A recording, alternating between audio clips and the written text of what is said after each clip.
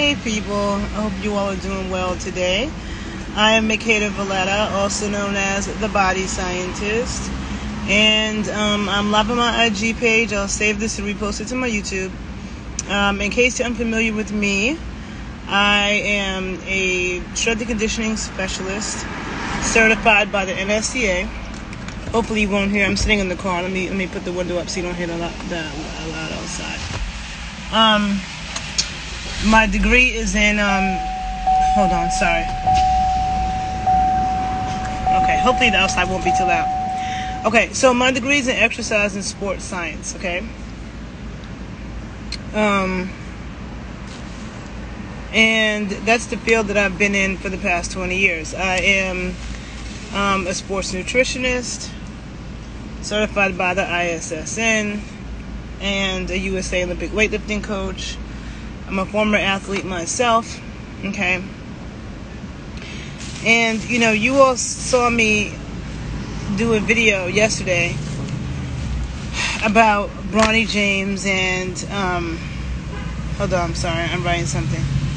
And, everything that happened, and I expressed some of my opinions, and, my real passion and specialty is training athletes, but most of my clients over the years have been regular people. I feel like these cars outside are too loud, so let me try to close the window. Hold on a minute. I'm about to put my seatbelt on so it doesn't beep.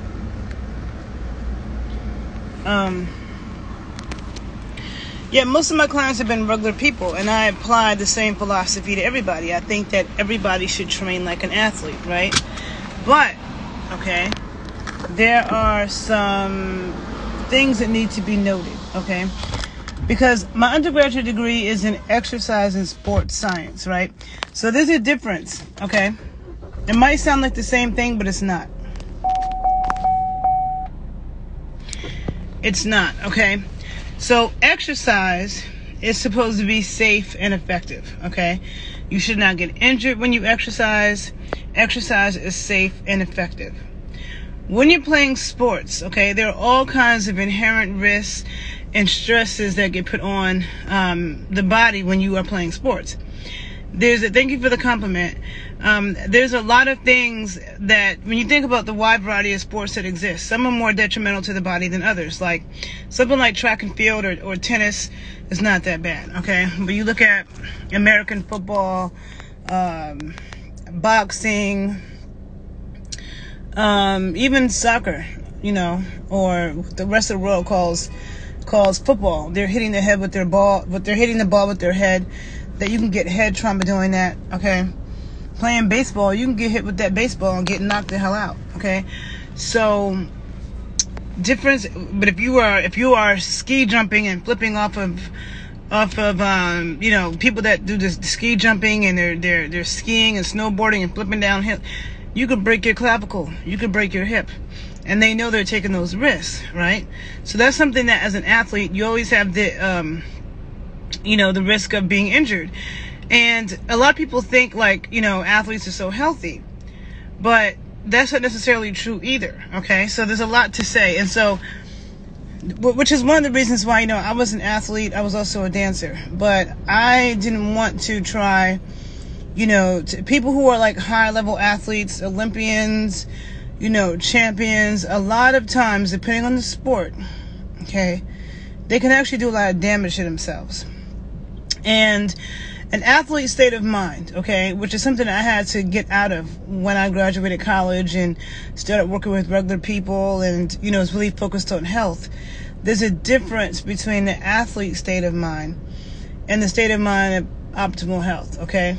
Now, I think there's a lot that can be borrowed from the athlete's state of mind. This is the reason why I really believe in sports on a little league level, okay? Sports on an intramural level, but especially growing up as a kid. But when you're playing sports on a competitive level, on a professional level, on an adult level, it's different, okay? The ideology, the type of pressures and stuff like that, okay? So let me say that.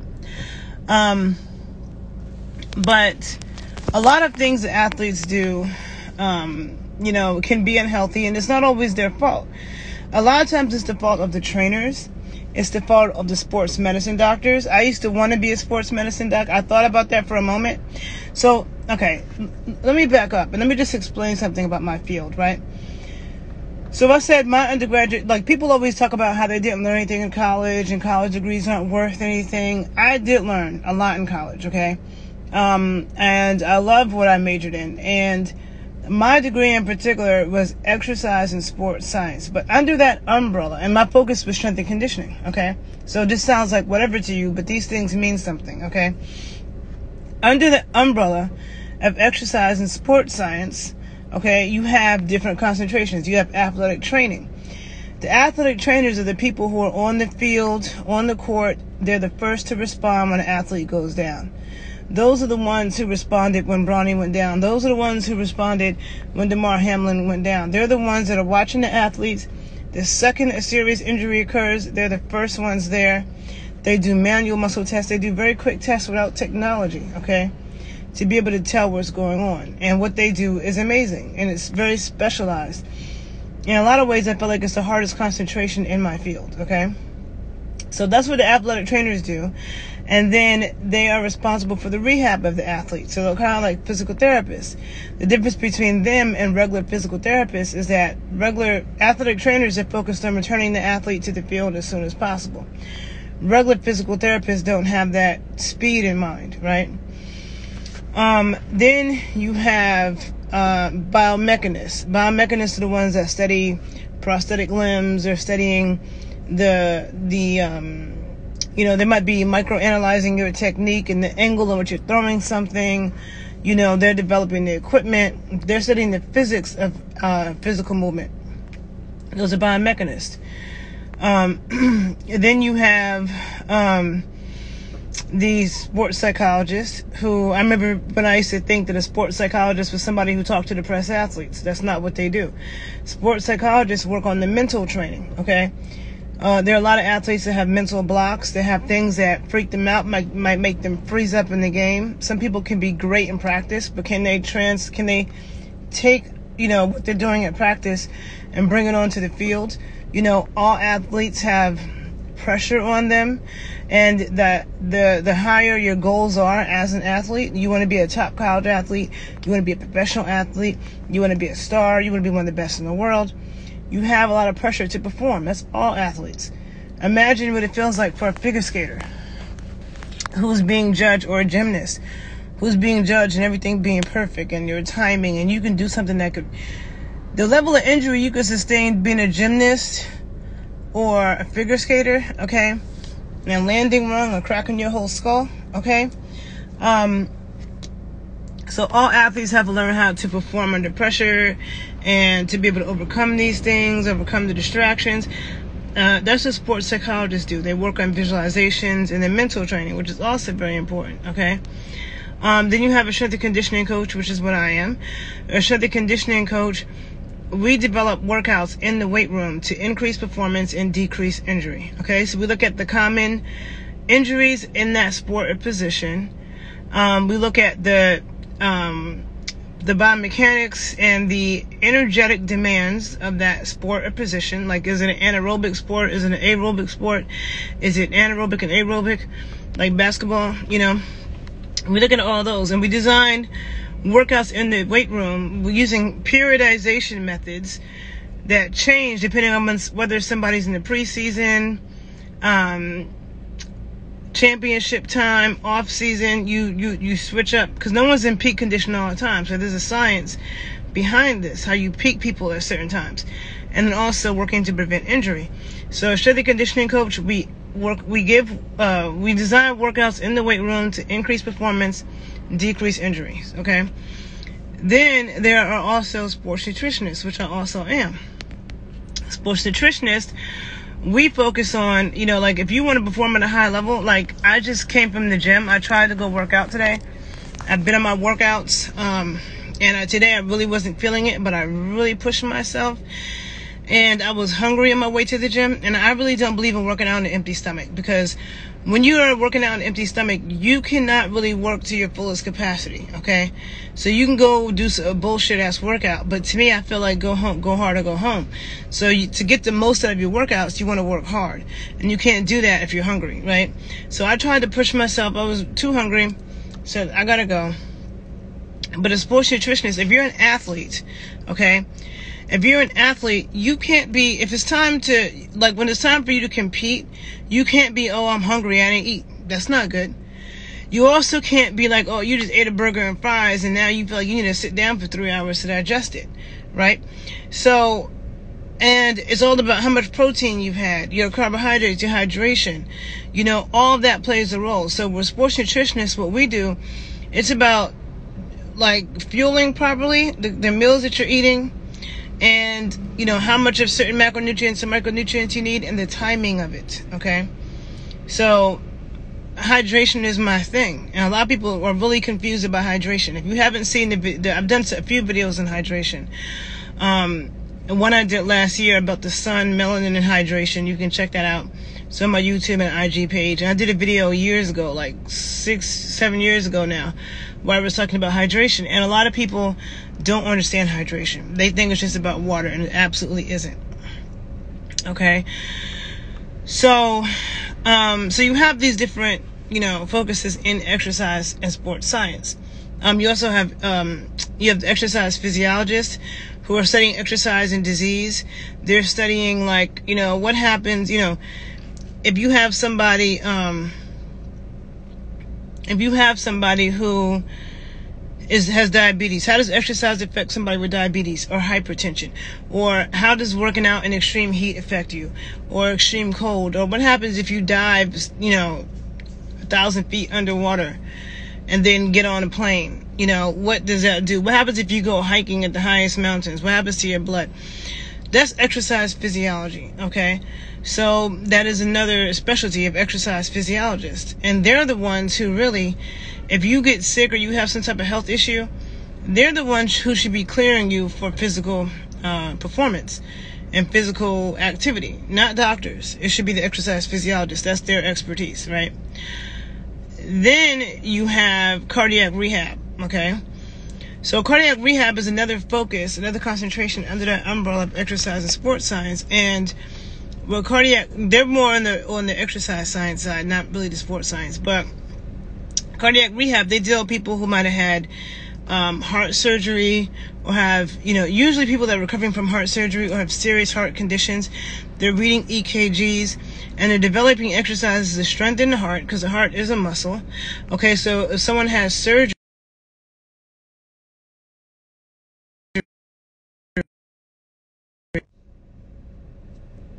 okay, somebody called me. Hopefully it's good again. But if somebody has surgery and you know, exercising the heart helps you to rehab from it. But if you exercise too hard, it can cause harm. So it has to be at that right level. So a cardiac rehab person is constantly reading EKGs and developing exercises for the heart to help that person strengthen their heart from whatever disease process or surgery that they had, okay? Because exercise, not all exercise is good exercise. I try to tell people that. There's exercise that can be detrimental to you, and there's exercise that is helpful to you. It depends on where you are and, you know, what you're capable of and what your goals are, you know. So it depends on all those things. And then there's just things, period, that are just detrimental, okay? And so with that being said, you know, I analyze things a lot, and there's a lot of nutrition propaganda. So on the sports nutrition, I am a sports nutritionist, and I'm going to tell you there's a lot of propaganda in the world of sports nutrition and what people are being told is healthy. Okay, all this low fat and drink Gatorade. First of all, Gatorade is poison. But Gatorade funds everything. They fund the schools. They fund the professional sports. So people are always going to reach for a Gatorade or a Powerade, which is complete poison. I would never, ever drink that. And if they came to me and offered me $3 million to advertise, to be in their commercial, I would say no. I wish I could just take money for bullshit, but I can't. And Gatorade is bullshit. It's poison. Okay? If you really care about your health, you do not want to be drinking Gatorade. Okay? So you have a lot of these. So when you think about the fact that sports puts a lot on somebody's body to begin with, a lot of people think that athletes are just inherently healthy. But life puts stress on our bodies. People just doing things in life, okay?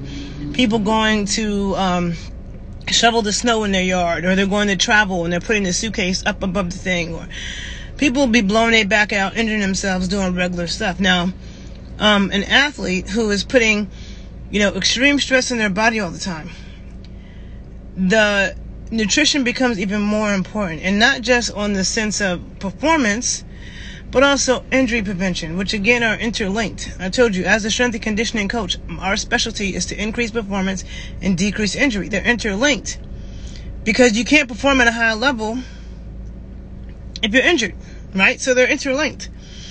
Yeah, Gatorade is bad, and natural hydration is super easy. People have been on this planet for thousands of years doing some real strenuous work, and they didn't drink Gatorade. So why do people think now that if you want to hydrate yourself, you have to drink Gatorade or Powerade? And it's crazy, because when you go to gyms, they all sell all this toxic crap. I saw somebody write that they wondered, when it came to Bronny, they were like, I wonder if it's due to these pre-workouts that people consume. And I just started finding out about these pre-workouts. Now, again, I'm a sports nutritionist, so I understand like what I consumed before I went to the gym. I made a shake with raw milk, right? I didn't use protein powder. Earlier in the day, I had caffeine that was in yerba mate tea, right? Because caffeine is a central nervous system stimulant. But I would not drink a drink. What I see these people drinking these drinks that have artificial colors. Yeah, the protein at the gym is garbage. All that stuff at the gym is garbage, all of it. But people are drinking these pre-workouts of artificial colors, artificial sugars, artificial flavors, fake vitamins. But you want to stay away from fake vitamins. They're not good, okay? All these fake vitamins, and they got high levels of caffeine. It's totally bad for you, okay? Totally bad for you. Now, I don't think caffeine is horrible, but caffeine, I believe in getting it from natural sources. When you're getting it from these pre-workouts, they're putting, first of all, it's not in the plant with everything else that stabilizes the caffeine. It's added, they adding all those other things that nature wouldn't put it that way. It has all these other toxins in it. And a lot of times the caffeine level is way higher than what you would get from a cup of tea or something, right? And caffeine is dehydrating. It's dehydrating. So to consume a drink like that right before a workout, there's so many things wrong with that. And there has been, I did a video on this last year when that guy died. I forgot what his name was, Kevin Samuels, okay? I did a video about energy drinks. The energy drinks is responsible for also a lot of heart issues and problems, okay? But again, I've even though I have a degree in sports science and I'm a strength and conditioning coach, I'm a sports nutritionist, I'm not a huge fan of sports. I love to play sports. I love to train athletes. But when it comes to watching it, I've never been a huge spectator, okay? Now, my twin brother, he's a sports journalist, so he writes about sports. I'm used to him always being on in the background. And when I was a kid, the little that I did watch sports, I really preferred watching female athletes over male athletes. Like, that's what more of my passion was. But the little that I see of the NBA, like, because, people in my family are sports fans, and I see it in the background. Over the years, I've just noticed, like, when I see the NBA, the NFL, a lot of the athletes now, they look flimsy, okay? They don't look as big and strong as people used to look, okay? I'm not saying all of them look like that, but a lot of them look like that. And it's the younger generation, period. A lot of people in their early 20s, teenagers, they're looking frail, okay? They're not looking as healthy and as well built as people were 20 years ago, 30, 40, 50 years ago either, okay? So I notice this difference. And a lot of times when I say this to people, they act like they don't see it, but I definitely see it, all right? Now, this younger generation has a lot of health problems, okay? That's becoming normalized.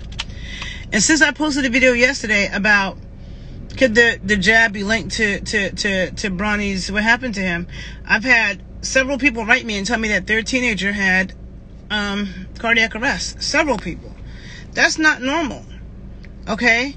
Just like the amount of people with autistic kids, that's not normal. And a lot of people have autistic children now, right? So there's like everything is on the increase. Now, it's not just the C19 jab that is linked to myocarditis, and you don't have to believe me. You can go on YouTube, you can go on Google and look it up, and you will see reputable studies from every major publication and university talking about this connection between myocarditis and the C19 jab. But let me tell you, it's not just that one that is linked to myocarditis. It's also the HPV jab. Okay? Actually, all of them can cause myocarditis. Now, you think about, a lot of people give their children all these jabs and they just think that it's okay. People who've been in the military, okay? Military people, they experiment on you guys, okay? If you don't believe me, go look it up. There's books written about it. There's books written about the anthrax jab and how they experiment on the military and the damage is caused. Trust and believe that the people who run sports and the people that run the military don't care about your health. They really don't, okay? They don't. So if you think they do, that's naive. I'm telling you right now, they don't. They will run you into the ground and get what they need out of you. And when you're jacked up later, oh well, okay? But in looking into this, first of all, basketball players, I saw that basketball players, they suffer the highest rate of sudden cardiac deaths, okay? Basketball players, okay? Now, this is the reason why yesterday I said I didn't feel bad for Bronny. And the reason why I said that was because when you're an athlete, you know, because first of all, I'm glad he's okay, because he could have been dead. A lot of people are losing their children from cardiac arrest and other things, right? He could have been out of here. He's still here, so that's great. Yes, it sucks. Like, if I was him, I would not mess around with playing basketball anymore. And that can suck, but you know what? That's life. We don't all get what we want in life. There's things I wanted to do in life. There's things I wanted that didn't happen that way. That's life. Okay? But a lot of people things don't work out the way they want, and they don't have, like, you know, rich parents that can help them do whatever it is that they want. So it's like, if he can't play ball, he could train ballers, or he can do anything else he wants to do. He has the means to be able to do it. So when you're an athlete, there's always the chance that you might get injured or something might happen that might take you out of it. That's just the reality that a lot of people have dealt with, okay? And it could be worse. So I'm glad that he's living. Now, sudden cardiac death is the leading cause of death among young people, okay? So not only is the highest rate of it seen in basketball players, and it seems to be males, it's also the leading cause of death for young people. Which so we already know heart disease is a problem in the United States. In the world, you know, but definitely in America, heart disease is a huge killer, heart disease and cancer. But that's the leading cause of death of young people, sudden cardiac death. We have to ask ourselves why. Could it be from all the jabs that kids are given? Do you guys all trust that those jabs are all safe? Have you actually looked into it for real? And I'm not talking about a quick Google search, because that's not where you find the truth. The truth is in the studies and the books. Most people aren't going to go look up studies, aren't going to read studies, don't have the time, don't understand it. But there are excellent books written by people who have combed through those studies. And I post those books on my Instagram page. If you're on YouTube, definitely follow me on Instagram. You will see them. I try to post some of the titles below on YouTube, but there are several that you can take a look at. And when you actually look at the history of jabs, they all have caused a lot of problems. Okay? None of them are good. None of them. Not a one. Not a one. I promise you that. And when you have a cumulative effect of several jabs, because, you know, I was born in the 80s and we took what we took. But people born in the 90s and 2000s, they're taking exponentially more. People who were born in the 50s took less than people who were born in the 80s, okay? And you see this declining health. So you have all these jabs, then you have the bad food. You have people being told to stay away from saturated fat when your heart needs saturated fat in order to work properly. People are, you know, a lot of people are being told to drink water when they're exercising, when cardiac arrest can also happen because of, you know, electrical signals being off. That is also influenced by electrolytes, electricity, electrolytes. And when you're exercising really hard, you're depleting your electrolytes. This is the reason why you don't want to drink water. You want to drink something that has electrolytes in it, like watermelon juice or coconut water, okay? Because that's what dehydration is. It's not just about water. It's about electrolytes in your blood sugar, okay? Now listen to this. Between 2014 and 2016, okay, there were 132 cases of cardiac arrest among middle school, high school, and college athletes. Approximately 30% occurred during basketball, and 48% survived. 48%. Now, one of the reasons why they said that they were able to save Bronny James is because of AED. I remember 20 years ago, because I'm a fitness professional. I was in the fitness world and the sports training world, which are two different worlds, right? But either way, like in the fitness world, I remember when they told us, forget about CPR, you need to learn how to do AEDs, which is defibrillators. We all had to be trained. First we were trained, CPR trained, then we had to be trained to use the AED because people were having cardiac arrest so much, and that's an electrical issue. CPR is not going to save somebody when that happens. The defibrillator can like bring a shock back into that person's heart. Someone said they're being born with weak genetics due to their parents' lifestyles and dietary habits. That's a fact. That's a fact, okay? So let's talk about that. Shaq's son got surgery. He had some heart condition. It was something he was born with, a congenital issue. And whatever issues we're born with, like congenital issues, they don't just happen for no reason. It's not like the luck of the draw that somebody was born with a heart that wasn't developed properly, okay? That happens from the nutrition. That happens from the nutrition that the mother was taking in when she was pregnant with you, okay, with us or whatever. The father's nutrition also plays a role in the health and development of the offspring, but the mom's health and what she's intaking matters the most, since she is incubating and growing the fetus, okay? So, and it starts before women even know they're pregnant a lot of times, right? So vitamin A is hugely important for cell differentiation, okay? So for vitamin A is important for a lot of things, okay? But it's definitely important for the differentiation of cells and development of your organs and stuff, and this happens before the woman even knows she's pregnant. And just like vitamin D deficiencies are rampant, so are vitamin A deficiencies. And vitamin A and vitamin D are in the same foods, okay? And they're in the foods that are demonized, and the foods that pregnant women are not told to consume, okay? Liver is one of the best sources of vitamin A and D, and cod liver oil, okay? Every pregnant woman and a woman who's, pre-fertility, pregnancy, should be eating liver, and other organ meats. Cod liver oil. You have pork fat, very good source of vitamin A and D. Also, grass-fed butter. So you can have grass-fed butter, ghee, fish eggs, dairy, grass-fed butter, and yogurts and stuff like that, okay? And all these foods are demonized. And also pasture egg yolks. All these foods are demonized, and people are told to stay away from it. Those foods are not stressed to pregnant mothers or pre-fertility women. All people want to talk about is eat more fruits and vegetables, eat more fruits and vegetables, eat more fruits and vegetables. The fruits and vegetables are the least important part of the equation, okay? There's a loud ambulance going by. Fruits and vegetables is a non-essential part of the diet. To me, they just make things more interesting, right? They just help to spice up the dishes, make it more interesting. But they're not the most nutritious. They're not the most important at all, okay? It's animal foods, all right? There is no vitamin A in plant foods. There is no vitamin D in plant foods, okay? And so all these animal foods being demonized, and even people with money eating a bunch of crap, they think that eating egg white omelets and low-fat milk and coffee creamer and cereal. If you want to die an early death, eat cereal, okay? And I'll post, just Google, I'll try to post it below my YouTube video. On my YouTube, if you're on Instagram, follow me on YouTube, because I'm going to post a lot of sources underneath all my videos, and you can look and see. If you're on YouTube, follow me on Instagram as well, because Instagram I post books and I post other things, okay? So make sure to follow me in both places. But,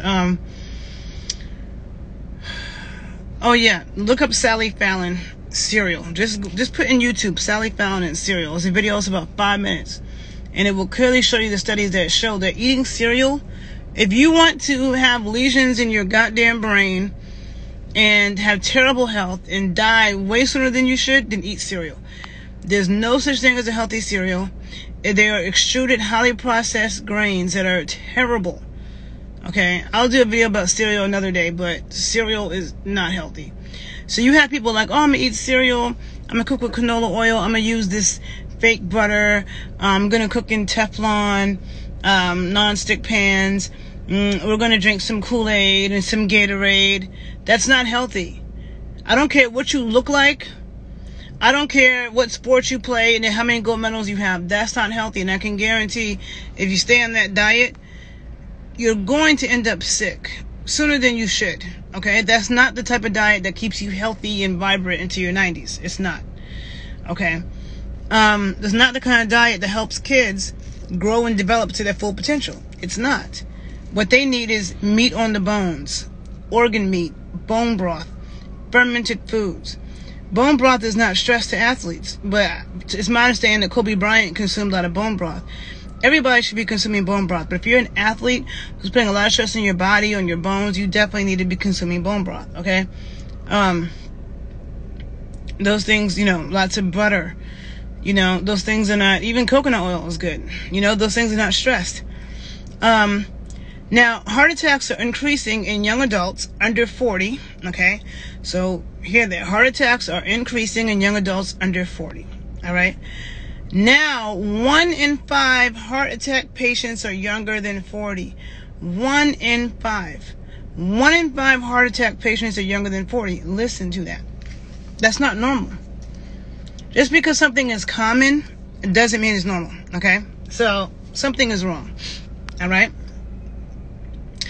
Between the years of 2000 and 2016, the heart attack rate has increased 2% every single year for people in their 20s and 30s. And listen again. Between the years of 2000 and 2016, the heart attack rate has increased 2% every year for people in their 20s and 30s. But you guys keep thinking that you're just going to eat your canola oil covered potato chips and your coffee creamer and your instant coffee and your cereal and your oat milk and your skim milk and that it's all good. People are going to continue to say things like everything in moderation, which means nothing. What does that mean? I made a video about that too, called Is It Really Everything in Moderation? Because that's a dangerous thing that people say and people don't even know what the F they're talking about, okay? It's when I keep saying this, when it comes to your health, what you don't know can hurt you. It absolutely can, okay? Now, vaping. A lot of you know I'm working on a Master of Science in Medical Cannabis Science in Therapeutics, right? And I can tell you right now, vaping is terrible, okay? Vaping is causing chemical burns on people's lungs, okay? And I'm sure vaping is contributing to this cardiac arrest issue. So, no bueno with the damn vaping, okay?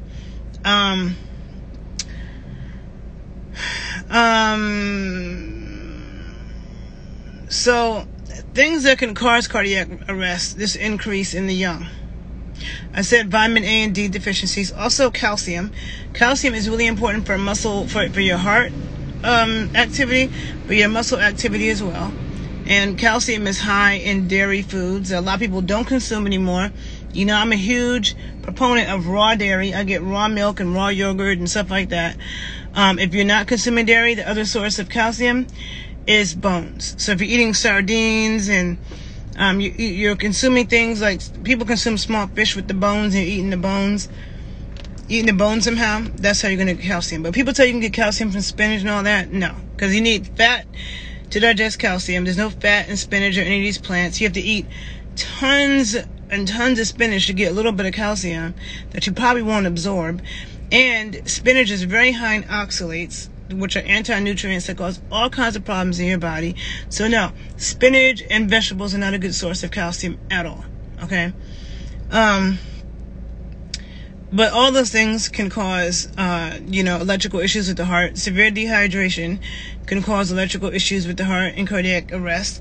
Multiple jabs, okay, whether it be from C19 and other consecutive jabs that happened before that. Because remember, the HPV jab, the chicken pox, all of them are connected or have caused are documented to have caused myocarditis and issues with the heart. And now with this younger generation, people who are 18, 20, they've taken like, if they took all the jabs they're supposed to, they've taken like 75 of them by the time they graduate high school. Okay, that's a problem. That's definitely a problem. Okay. Being vitamin D deficient. Vitamin D is also important for the heart. We know we always hear about vitamin D, but there's vitamin D receptors all over the body, all over every organ in the body that helps regulate things. And vitamin D is very important for your heart health as well. And I talked about vitamin A in the womb with the heart being developed correctly. So this increase in people having congenital heart issues, that has everything to do with nutrition when the mother was pregnant with you. So, you know, and pregnant women aren't being told the right things about what to eat. And this is the reason why I very much believe in traditional foods. Because all these epidemics, everything's an epidemic. Autism, autoimmune diseases, allergies. People can't eat this, they can't eat that. They got this allergy. They're depressed. They got attention problems. Everything's a freaking epidemic. But, I mean, even bad eyesight. I wear glasses. You know what I'm saying? Mad people wear glasses. Mad people got bad eyesight. It wasn't like that 100 years ago. It wasn't like that 150 years ago. Okay? But when all this nutrition propaganda started coming out, even look at how many women used to have like 12 kids like it was nothing. 10 kids like it was nothing. Women used to be popping out babies with no help like it's nothing. Now a woman has like 1, 2 kids and it practically kills her. So there's so many things that we can look at and measure. Okay? And this is the reason why I believe in, and then when the reasons why they tell us all these things are increasing, they tell us bullshit like people are living longer now. That's a lie too. We're not living longer, and in fact, we are sicker than we've ever been since we've been on this planet. The young people are the sickest they've ever been since we've been on this planet. And this young generation of kids are the first generation who are not expected to live as long as their parents. Why is that?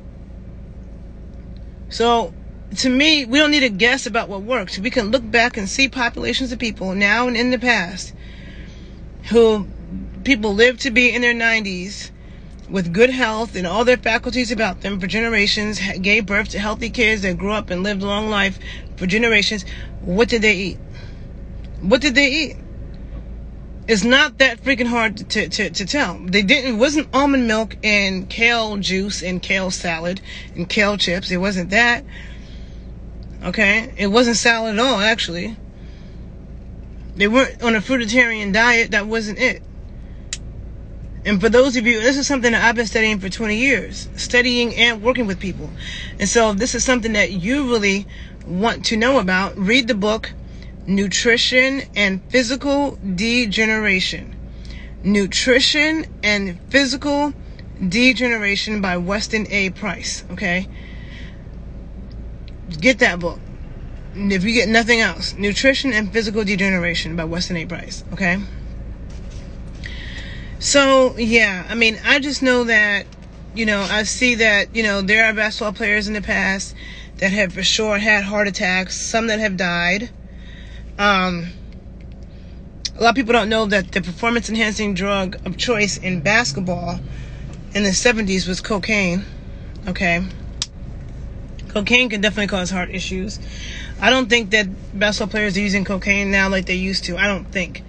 But it was never steroids or human growth hormone or any of that in basketball. It was always cocaine was the one that they used. And so, yeah, like, a lot of you may not have realized that you know, sudden cardiac death is a leading cause of death among young people. And I've known a lot of people who are 50. I had a cousin last year who just had a heart attack out of nowhere at 50 years old. Now, I don't know. He was sitting at home, working at home with his wife. Now, I don't know if my cousin took the jab or not. If he did, that might explain what happened to him. If not, then I don't know. Could have been something else. But I just know that there are a lot of people having heart attacks and dying from cardiac death. So it's great that Bronny James survived. And this is the reason why I'm saying that the sympathy, I don't have that sympathy for him, because there's a lot of people who straight up died. There's a lot of parents who lost their kids because they weren't surrounded by professionals like they have at USC, who were prepared, who had an AED, who had top professionals who could revive them. You know, so to me, he has to focus on, you know, and he probably is. I'm just saying, thankful that he is alive. You know, it sucks not being able to play a sport that you love, but that happens to the best of us. Plenty of people get injured. Plenty of athletes get injured who had all kinds of dreams and they just can't do it. That's just the reality of it, right? But looking at why is heart disease becoming so common, and this advice that they're giving you, that the American Heart Association is giving you, that your doctor is giving you about what's good for your heart in terms of nutrition, is that true? You know, and yes, exercise is good for us, and exercise strengthens our heart, but too much of it, and how do you know what's too much, right? An exercise physiologist or an experienced trainer knows, but also what's too much also has to do with what you've been eating. It has to do with how many jabs you had, you know, like all of those things. And the sports medicine doctors are not the ones that people can look to tell the truth, because they're in bed with industry and they just want to get you back on the field.